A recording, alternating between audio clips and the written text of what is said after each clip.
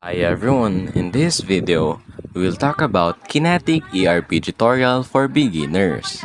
Kinetic ERP developed by Epicor is a modern cloud-based enterprise resource planning or ERP system designed to help businesses manage various operations including manufacturing, finance, supply chain, and customer relationships. On getting started with Kinetic ERP, first is log in. Go to theepicor.com and then open an account if you don't have one or log into your account. Now, on navigating the user interface, on the homepage or dashboard, it displays widgets for frequently used functions. On the main menu, found on the left-hand side, it allows you to access different modules.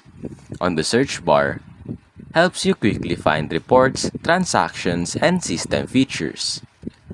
On the user settings, it is located at the top right. This lets you customize your workspace and manage preferences. On the key module on Kinetic ERP, first is the financial management. Handles accounts payable, accounts receivable, and general ledger. Generates financial statement and tracks business transactions. On manufacturing and production, manages work orders, scheduling, and bill of materials. And then help tracks production efficiency and cost control. On supply chain management, oversees purchasing, inventory, and supplier management. Automates procurement workflows and stock tracking.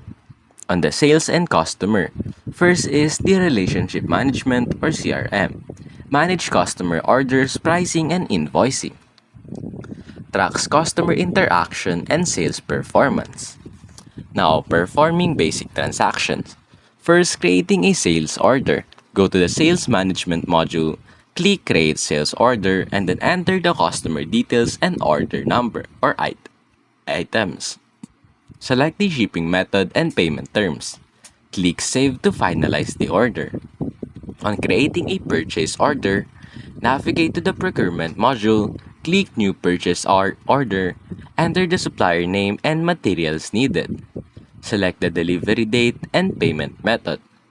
Click Submit to send the PO for approval. On processing an invoice, open the Financial Management module, select Create Invoice and enter the customer name. Add the product service provided along with pricing details. Then click Generate Invoice to send it to the customer.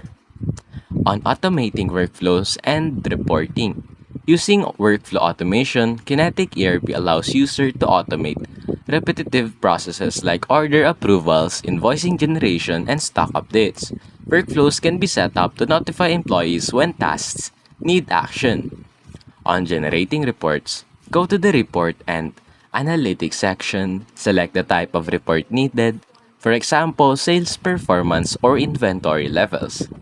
Apply filters such as date range or department, and then click Run Report to view the insights. In conclusion, Kinetic ERP is a powerful system that simplifies business operations with automation, real-time reporting, and efficient workflows. And that's basically it.